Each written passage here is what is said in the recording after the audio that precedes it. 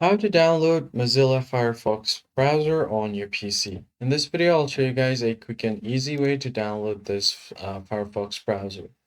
First of all, head over to any existing browser on your PC and then simply search for Mozilla Firefox and then hit enter.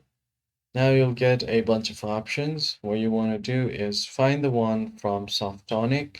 Click on the first link right here, Mozilla Firefox download, and you'll see this free Windows download option. Click on this. You'll be taken to another page, and here you can just click on this free download for PC.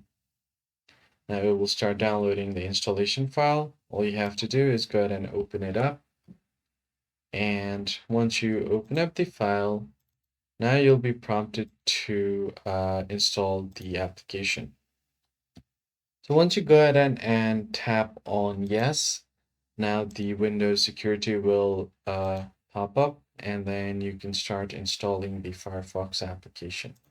Wait for it to be complete, and once you have done that, you should be good to go. So there are a bunch of this opening. I'm just going to wait for it to install. As you can see here, the application has successfully been downloaded. That is pretty much it, guys. I hope this tutorial was helpful. I'll see you guys on the next one.